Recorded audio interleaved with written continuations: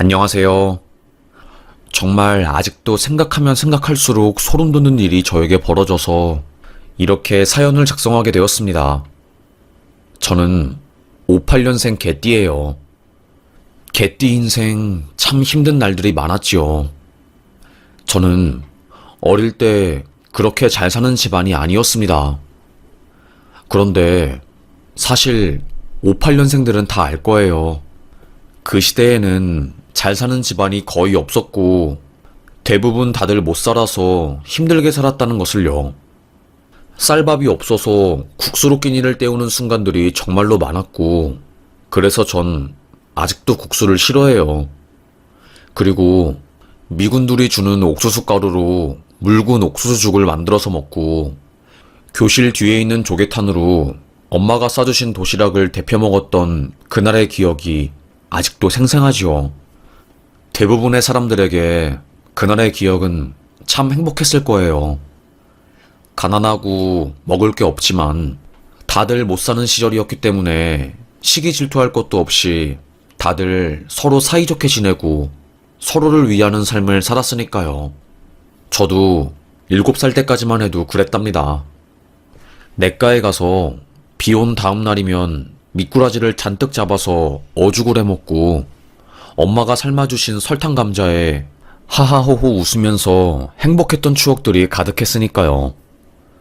그런데 그런 저에게도 너무나도 절망스럽고 힘든 순간이 찾아오게 되었어요. 바로 저희 동네에 이사온 미숙이 때문이었습니다. 미숙이는 저랑 나이가 같았어요. 대신 저랑 다른 점은 아빠가 미군기지 쪽에서 일하셔서 다른 애들보다 신기한 물건이나 음식들이 많았고 형편도 저희 동네에서 제일 좋았고요. 그런 미숙이는 자신이 잘난 것을 잘 알고 있었습니다. 야, 너네들 우리 아빠가 가져오는 초콜릿이나 음식들 먹고 싶으면 나한테 잘 보여야 한다. 알겠어? 순식간에 애들은 미숙이 편이 되었고 그때부터 미숙이는 저희 동네 짱이 되었어요.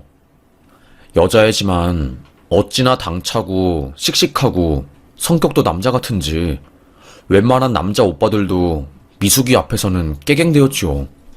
저는 성격이 온순하고 남한테 싫은 소리를 못했기 때문에 갑자기 미숙이가 저를 괴롭히고 못살게 구는 게 이해가 안 되었습니다. 너는 뭔데 이쁜 척 하냐? 재수없어. 얘들아, 쟤랑 놀지 마.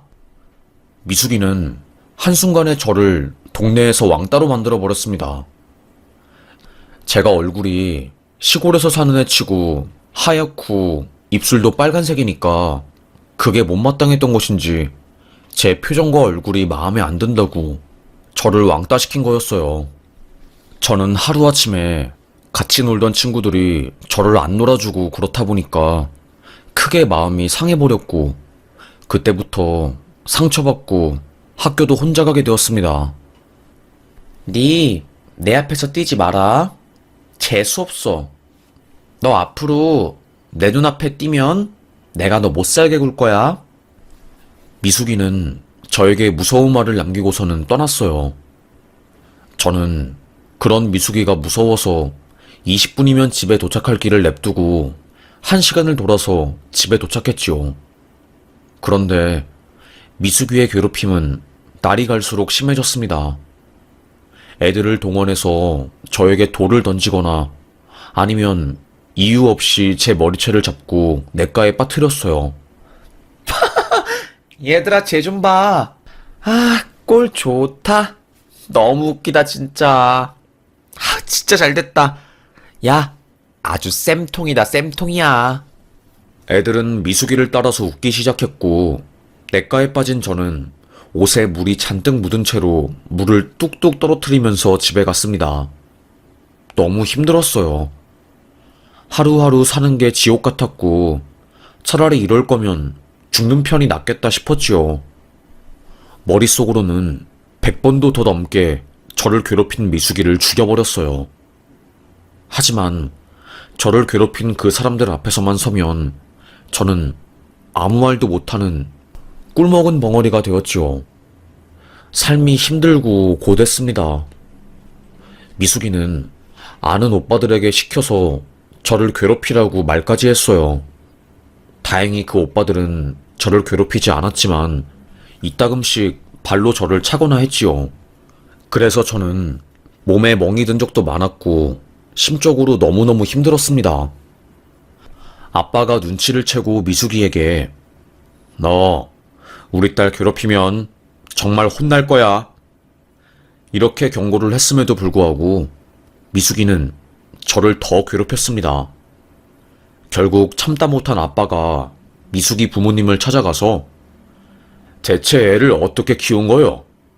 애가 우리 동네에 이사 온 이후부터 우리 딸이 밥도 못 먹고 맨날 괴롭힘에 시달려서 밤마다 울고 아빠 된 입장으로 애가 그렇게 우는데 내 가슴이 찢어집니다. 네? 애 좀 잘 키우세요. 미꾸라지 한 마리가 동네에 들어와서 온 동네를 다 망치고 있어. 순수했던 애들도 당신 딸한테 잘 보이려고 못된 짓만 골라하고 있고 미군한테 받은 초콜릿이랑 인형, 옷들로 미숙이가 얼마나 동네에서 갑질하고 더러운 짓 하는지 당신네 부모들도 알아야 할 것 같아서 내가 말하는 거요. 미숙이 부모님들은 우리 아빠 때문에 미숙이가 어떤 짓을 하는지 알게 되었고 그래서 그날 미숙이는 종아리에 멍이 들 때까지 맞았대요. 저희 옆옆 집에 사는 미숙이가 밤새 억울해서 나 애들 안 괴롭혔다고. 기를 쓰면서 우는 소리가 동네에 다 들릴 정도였죠. 그 다음날 미숙이는 저희 집에 찾아왔어요. 야, 나와. 저는 미숙이의 목소리에 온몸이 파르르 떨렸고 집에서 안 나가고 버텼습니다. 야, 나오라고. 너한테 할 말 있으니까. 동네 떠나가라 들리는 그 아이의 목소리 때문에 저는 결국 밖에 나왔고 그때 걔가 제 귀를 잡고 질질 끌고 갔어요. 니 미쳤냐? 니가 뭔데 우리 엄마 아빠한테 나를 일러? 너는 오늘 내가 죽여버릴 거야. 죽으라고. 그 아이는 동네 오빠들이랑 애들을 총동원해서 저를 냇가로 끌고 갔어요. 그 전날에 냇가에 물이 엄청 불었기 때문에 그곳에 들어가면 목숨이 위험했습니다. 하지만 그 나쁜 애는 닌 죽어야 돼. 넌 구제불능이야. 알겠어? 바위 위에 서 있는 저를 팍 밀어버렸고 저는 깍 소리를 내면서 속절없이 그 냇가에 빠져버렸어요. 괴물처럼 철렁이는 물가에서 저는 수영도 못한 채로 물 흐름에 떠밀려 갔습니다. 아빠, 제발 나 살려줘. 아빠, 제발. 살려고 발버둥 치면 칠수록 입안에는 물이 와르르 들어갔고 저는 그 때문에 코피를 쏟아내면서 물속에서 발버둥을 쳤어요. 결국 제가 물을 너무 많이 먹어서 기절을 하게 되었고 눈을 떠보니 한 병원이었습니다. 아빠는 제 앞에서 펑펑 울고 있었고 간호사는 의사 선생님, 아이 깨어났어요. 그래요? 의료진들은 제 곁으로 와서 저의 맥박이랑 몸 상태를 확인했습니다.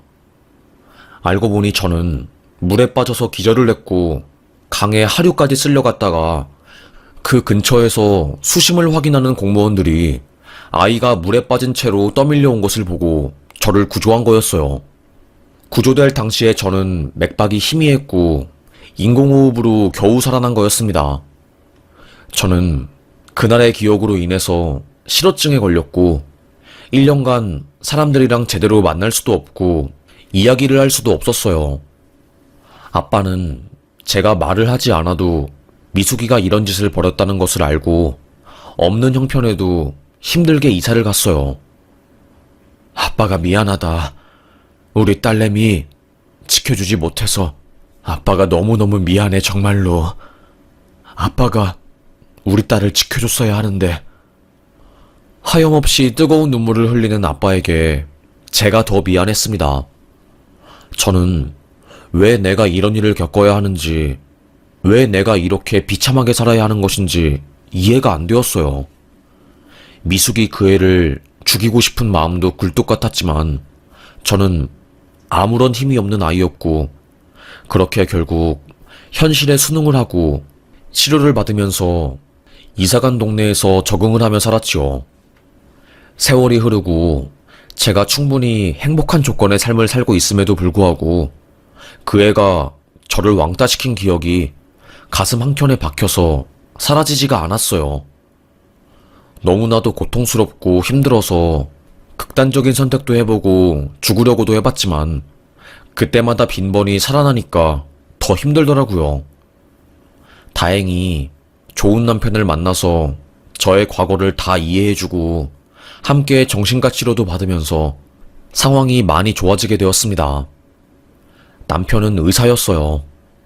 저는 서울에 있는 대학에 진학해서 남편과 미팅을 통해서 만나게 되었고, 저를 보고 한눈에 반한 남편과 8년간의 연애 끝에 결혼하게 되었죠.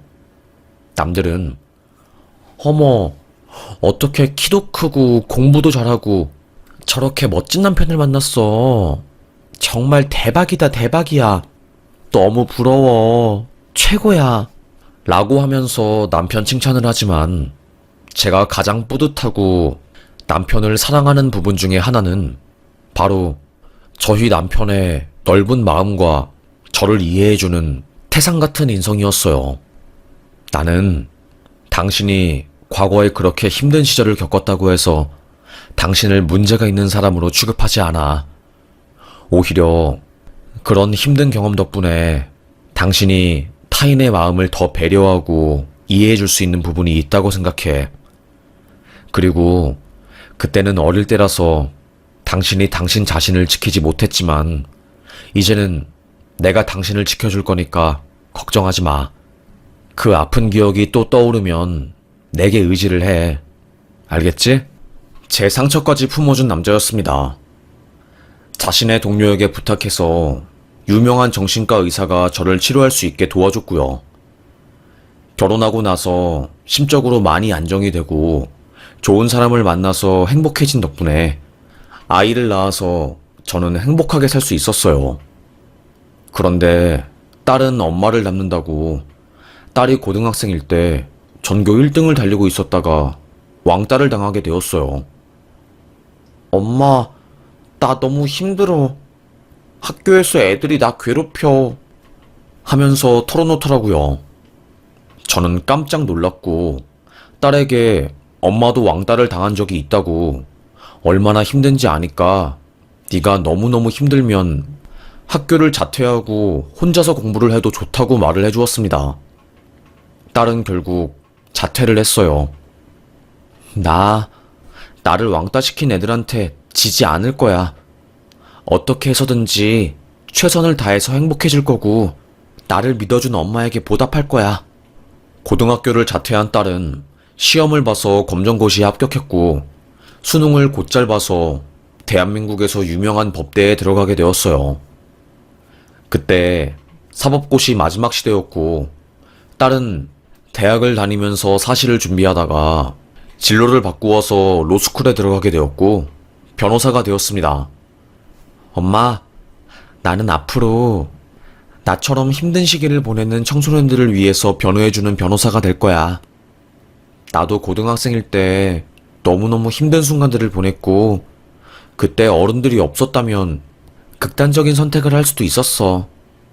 나는 다행히 엄마 아빠가 나를 지켜줘서 다행이었지만 그렇지 못한 사람들도 있을 것 같아서 내가 이제는 변호사가 되어서 혼자 힘들게 학교 폭력이나 왕따에 맞서고 있는 애들을 위해서 법률적인 자문을 해줄 수 있는 사람이 되려고. 딸의 말에 저는 감동을 받았어요.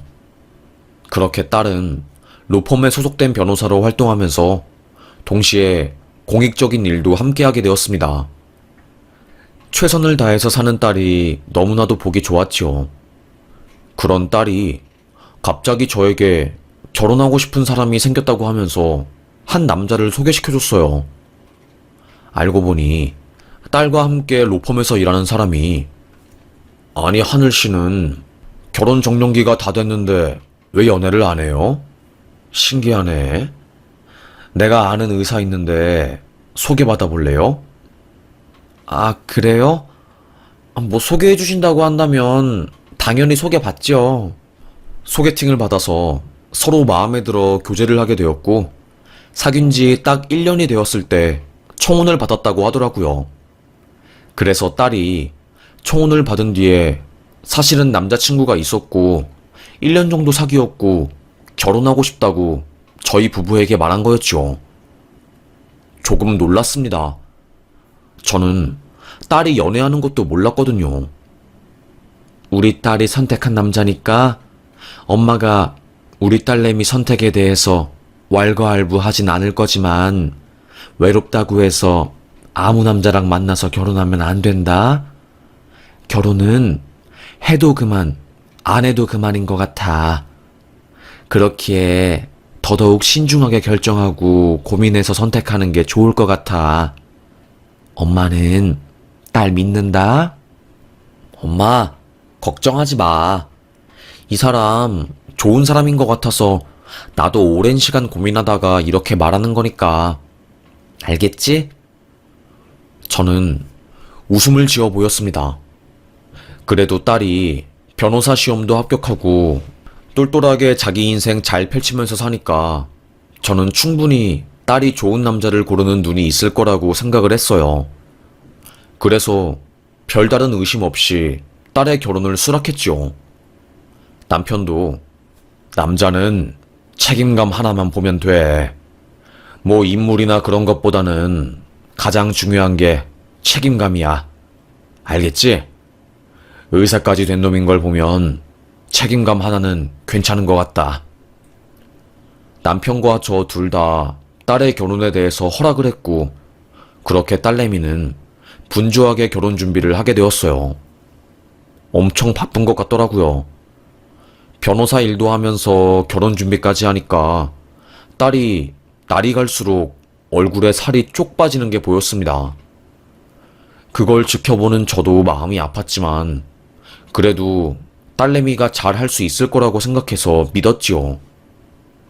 시간이 흘러서 약속했던 상견례 날이 다가오게 되었고 저는 고가 옷을 꺼내 입고 상견례장에 가게 되었어요.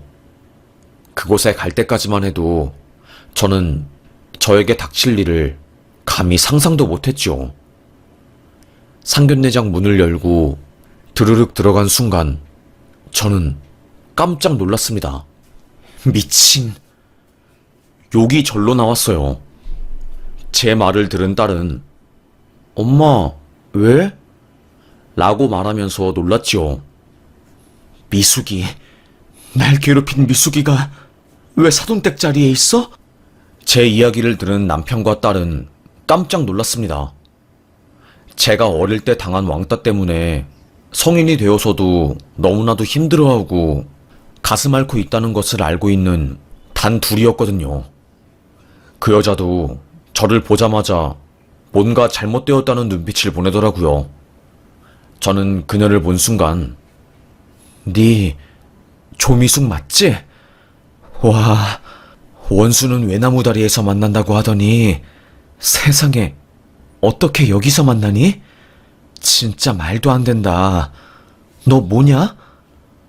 뭐긴 뭐야. 너야말로 여기 왜 와? 참네. 딸내미 키워서 의사 아들한테 보내려고 노력 많이 했네? 뭐? 내 딸도 변호사야. 넌 여전하구나. 사람 열받게 하는 그 지랄 맞은 성격이. 얼굴 아귀 닮은 것도 똑같고. 뭐? 조미숙은 소리를 지르면서 제 앞으로 성큼성큼 다가오더라고요. 하지만 저는 예전에 그 겁 많고 약한 어린이가 아니었어요. 조미숙 얼굴을 보자마자 서러웠던 과거가 팡 하고 떠올랐고 저는 참을 수 없는 분노에 바로 조미숙 머리채를 잡고 말았습니다. 너, 나 죽이려고 했잖아. 이 살인마야. 날 계곡에서 빠뜨려서 죽이려고 했던 끔찍한 년. 조미숙 머리채를 잡은 저는 사방으로 흔들었어요. 그때 바깥사돈이 뭐 하는 거요? 내 마누라한테. 당신 미친 거야? 아니, 상견례에서 대체 이게 무슨 짓이야? 영문을 모르는 바깥사도는 저를 제지하려고 달려왔지만 저희 남편이 당신 마누라가 내 마누라한테 무슨 짓을 한지 알아? 내가 사돈 될 사람이 이 여자라는 것을 알았으면 내 딸 결혼 허락 안 했어. 이렇게 개팔인 집안에서 자란 아들놈은 안 봐도 비디오지. 그야말로 상견례장은 아수라장이 되었습니다. 제 딸은 그 자리에서 오빠, 우리 파혼하자. 내가 오빠를 사랑하는 것은 맞는데 우리 엄마를 지옥구덩이에 빠뜨린 여자가 내 시어머니가 될 생각을 하니까 나 진짜 이 결혼 안 되겠어. 아니 당신 갑자기 이게 무슨 소리야? 아니 나한테 설명을 좀 해봐. 무슨 일이 있었던 것인지. 내가 나중에 말해줄게. 딸은 그 자리에서 바로 파혼 선언을 하고 저는 안간힘을 다해서 조미숙을 팼습니다. 아구 얼굴을 아주 패대기 치듯이 40년 전의 한을 풀겠다는 마음으로 미친 듯이 그녀에게 복수를 했던 것 같아요. 너무너무 한스러웠던 시절을 생각하니까 저도 모르게 눈물이 주르륵 날 지경이었고 저는 제 분이 풀릴 때까지 조미숙 옷도 찢어버리고 귀걸이도 잡아뜯고 눈가를 콱 찔러버리기도 하고 별짓을 다 했어요. 남편도 화가 나서 조미숙 그 여자 머리통을 파악하고 내리쳤고요. 딸은 엄마가 하고 싶은 거 다 해. 딸내미가 변호사인데 대체 뭐가 걱정이야. 딸내미가 엄마 변호 다 해줄 거니까 걱정하지 마. 그 순간만큼은 세상에서 딸이 제일 든든하고 자랑스러웠습니다. 조미숙은 몇십 년 전 일을 가지고 왜 이제 와서 난리야? 너 이런 식으로 하면 나도 못 참아. 몇십 년 전 일? 너 때문에 내가 몇십 년 동안 고통받은 건 생각 못하니? 정말 너 때문에 미치겠다. 질투에 눈이 멀어가지고 같은 동네 친구 냇가에 빠뜨려서 죽이려고 했던 주제에 뭐가 어쩌고 저째? 너 진짜 독하다 독해. 오늘 너 죽고 나 죽는 날이야. 저는 조미숙의 눈을 밤탱이로 만들어버렸어요. 전 눈이 돌아가지고 그 여자를 완전히 걸레짝으로 만들어버렸죠. 그때 소란스러운 소리를 듣고 룸에 들어온 한식당 직원들이 무슨 일이시죠? 옆방에서 너무 시끄럽다고 컴플레인이 들어와서요. 오늘 식사는 못할 것 같은데 코스 요리는 안 내어주셔도 되고 값은 내고 가겠습니다. 그렇게 상견례는 아수라장이 된 채로 취소가 되었고 저는 그녀에게 몇십 년간 쌓인 한을 다 풀어버렸어요. 그리고 다음날 저에게 고소장이 날아왔더라고요. 그 여자가 저를 폭행죄로 고소한 거였어요. 그걸 본 순간 심장이 철렁했지만 딸은 저에게 말하더라고요. 엄마, 걱정하지 마. 그쪽에서는 맞은 증거가 없지만 나는 있거든. 그 여자가 손으로 엄마 머리채를 때리려고 한 순간을 내가 핸드폰으로 찍었으니까 이거 증거자료로 제출할 거고 맞고소할 거야. 알겠지? 엄마가 손해보는 건 하나도 없어. 변호사 딸내미 믿어. 이런 형사소송 전문가니까.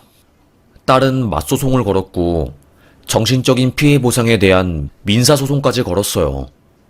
그 여자는 아주 2배로 당한 격이었죠. 속이 시원했습니다.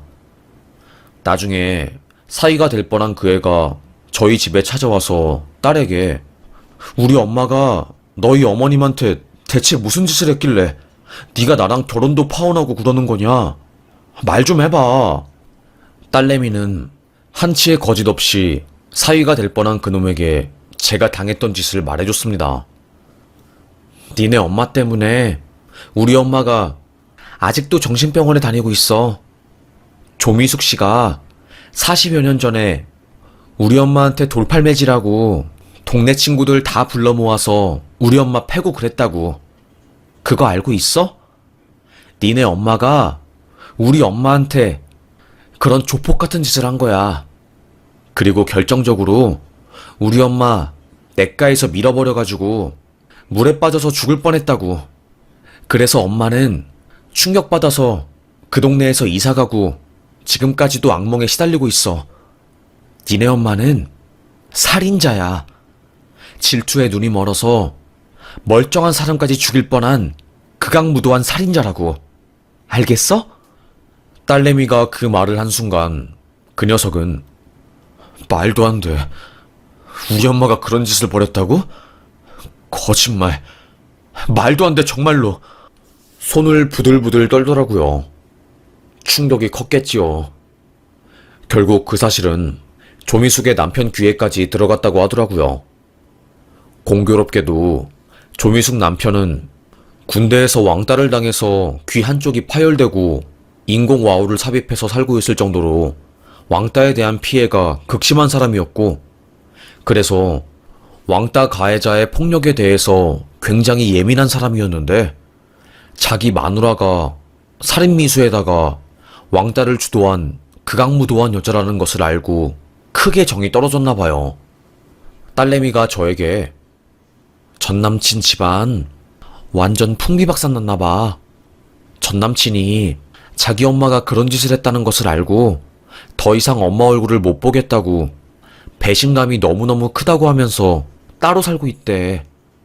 그리고 이 모든 사실을 알게 된 전남친 아빠, 그러니까 조미숙 씨 남편분도 이혼 절차 밟고 있나 봐. 자기 아내가 끔찍한 왕따 사건의 가해자라는 것을 알게 된 남편은 아내의 얼굴을 볼 때마다 군대에서 당했던 괴롭힘이 떠올라서 너무 고통스럽고 결국에는 이혼 소송을 걸었다고 하더라고요. 그리고 조미숙의 아들도 본인 엄마가 그런 나쁜 사람이었고 그 때문에 세상에서 제일 사랑하는 여자와 결혼을 앞두고 파혼을 하게 되어서 엄마에 대한 원망도 엄청났던 거고요. 결국에 조미숙은 자신의 죗값을 치르게 된 거였습니다. 어느 날 술에 취한 그 조미숙, 그 여자가 제 핸드폰 번호를 어떻게 한 것인지 전화를 걸어왔더라고요. 너 그렇게 내 인생 파탄 내니까 좋냐? 네 때문에 내 남편이 나 버렸고 내 아들도 이제는 내 눈도 안 마주쳐. 이게 전부 다 네 때문이잖아. 악마는 내가 아니라 너야. 몇십 년 전 일을 가지고 아직도 앙심을 품어가지고 뒤끝 장렬하고, 그러니까 네가 왕따를 당하고 네가 괴롭힘을 당한 거야. 알겠어? 그 여자 말을 듣고 저는 어처구니가 없었습니다. 너 진짜 미쳤구나. 아직도 네가 날 괴롭힌 게 내 탓이니? 네가 그런 인성을 가졌으니까 네 아들이 너를 버린 거야. 어떤 자식이 엄마가 과거에 왕따 주동자였다는 사실을 듣고 충격을 안 받을 수가 있겠어? 그러니까 행실을 똑바로 하지 그랬어. 어때? 너도 고통스러우니까 죽을 것 같지? 잘됐다. 지금이라도 그때의 내 심정을 한번 느껴봐. 얼마나 비참하고 고통스럽고 힘들었는데. 절절하게 느껴보라고. 한번 느껴보면 절대로 잊지 못할 거야. 난 지금 네가 고통스러운 게 너무너무 기분이 좋거든. 네가 고통스러우니까 내가 괜히 뿌듯하네. 아직 정의는 죽지 않았나 봐. 저는 웃으면서 말했습니다. 저의 말에 화가 난 조미숙은 고래고래 소리를 지르면서 욕을 했고, 스피커폰으로 그걸 다 들은 제 딸은 지금 이거 스피커폰으로 다 들리고 있어서 공연성에 성립하고 정보통신죄로 고소당할 수도 있습니다. 모욕죄도 성립할 수 있고요. 아시겠어요? 어디 한번 더 고소당해서 참교육 겪어보실래요? 어디서 새파랗게 어린 것이 어른한테 따박따박 말대답이야? 죄송하지만 어려도 저는 변호사예요. 당신은 우리 엄마 괴롭힌, 우리 엄마 죽일 뻔한 파렴치한 살인미수범이고요. 아시겠어요? 그러니까 인생 그렇게 살지 마세요. 당신 정말 소름 끼치도록 못됐으니까. 그러니까 벌 받은 거라고 생각하고 쥐 죽은 듯이 살라고요. 제 딸은 저 대신해서 그 여자에게 욕을 뱉고 그렇게 전화를 끊어버렸습니다. 끝까지 복수를 해버리니까 수십 년간 마음에 무거운 돌덩이로 있었던 무언가가 쑥 하고 내려가는 듯 했어요. 그 이후로 저는 더 이상 밤에 잠을 잘 때 악몽을 꾸지 않게 되었고, 폭력적인 장면이 나오는 영화도 마음 편하게 볼 수 있게 되었죠. 심적으로 너무너무 힘들긴 했지만, 그래도 그렇게 복수를 하게 되니까 저는 마음이 편안해졌습니다.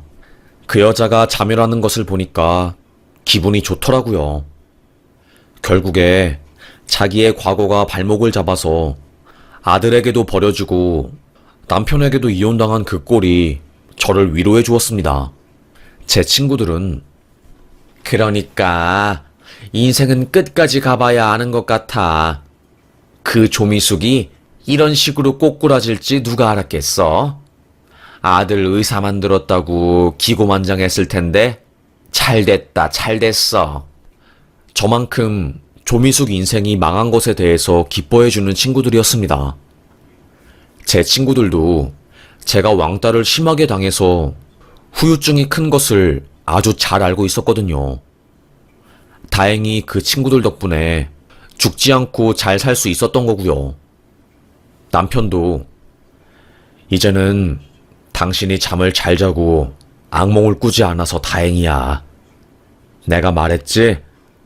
나는 언제든지 당신 곁에서 당신을 지켜줄 거라고. 당신이 내 삶의 목적이자 이유야. 내가 숨쉬는 이유는 바로 당신이라고. 그러니까 앞으로도 힘든 일이 있으면 나한테 무조건 말하고 내가 한 걸음에 달려가서 당신 지켜줄게. 여보, 고마워. 나의 트라우마가 옅어지고 극복할 수 있었던 이유 중에 큰 부분은 바로 당신이야. 정말 고마워.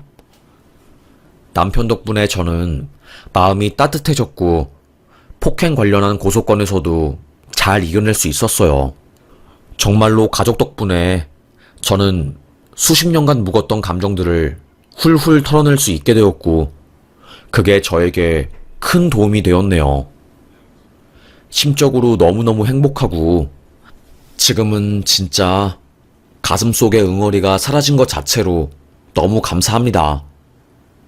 세상에는 또라이들이 많고 상상 그 이상으로 못된 사람들이 많기 때문에 제 자신이 강해지는 수밖에 없는 것 같습니다.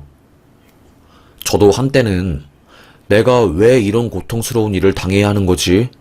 하고 고민도 많고 힘들었던 적도 많았지만 시간이 흐르고 보니까 신은 제가 감당할 수 있는 만큼의 시련을 준다는 것을 알게 되었고 결국 이 상처들을 잘 보듬어 줄 수 있게 되었네요. 가슴속에 살아 숨쉬는 이 불덩이 같은 감정을 참을 수 없어서 매일매일 정신과 약을 먹고 겨우 잠들었던 시기는 다행히 잘 지나게 되었고 지금은 제 곁에서 저를 든든하게 지켜주는 제 딸과 남편 덕분에 잘 잠들 수 있게 되었습니다. 참 제가 나이가 거의 내일 모레 70인데 어릴 때 당했던 왕따의 기억은 절대로 없어지지 않네요. 그 무엇보다 사라져야 하는 것이 바로 이 왕따인 것 같습니다. 아무리 어릴 때 벌인 일이라고 해도 피해자에게는 씻을 수 없는 상처가 되는 것 같아요. 저에게도 씻을 수 없는 상처가 되어서 너무 힘들었고 가슴이 아팠지만 그럼에도 불구하고 세월이 지나서 조금은 제 과거를 마주보고 받아들일 수 있게 된 것 같습니다. 지금도 어린 날의 아픔으로 인해서 가슴속에 풀리지 않는 화와 불덩이 같은 감정을 가지고 사시는 분이 많을 텐데, 그 감정을 무시하지 않고 잘 돌봐주시고 치료도 하시면서 힘든 우리네 인생 힘내면서 살아봐요. 참 세상은 공평하거나 따뜻한 곳이 아니더라고요. 이상한 사람들도 많고 아무런 죄도 없는데 내 등 뒤에서 내게 칼을 꽂는 사람도 있더라고요. 에휴, 참 그런 것들을 보면 많이 씁쓸하긴 하지만, 그렇다고 해서 우리가 이렇게 좌절하고 살아가기에는 우리의 남은 인생이 너무나 길고 많은 것 같습니다. 그래서 저는 저랑 비슷한 아픔을 가지고 있는 분들에게 위로를 드리고 싶어서 이렇게 글을 쓰게 되었어요. 여러분, 우리 힘내면서 살아가 봐요. 우리는 힘든 만큼 행복할 자격이 있는 사람들이니까요. 모두들 너무나도 제 이야기를 끝까지 들어주셔서 감사합니다. 저는 오늘도 힘내면서 하루하루 살아가 보려고 노력하려고요. 저에게는 눈에 넣어도 안 아플 제 딸과 남편이 있으니까요. 악마 같은 사람들에게 좌절해서 무릎을 꿇고 살 바에 당당하게 하루하루 살아가면서 떳떳한 피해자로 살아가 보려고 합니다. 저의 걸음걸이가 누군가에게는 힘이 될 수도 있겠죠. 전 오늘도 힘내보렵니다. 우리 인생 모두들 파이팅입니다. 우리는 충분히 행복하고 사랑할 자격이 있는 사람들이니까요. 오늘 하루도 수고 많으셨어요. 제 이야기 들어주셔서 감사합니다. 요즘 날이 더운데 더위 조심하시고 건강하셔요. 건강이 최고랍니다. 시원한 물도 자주 드시고요. 58년생 개띠들 파이팅입니다. 파이팅!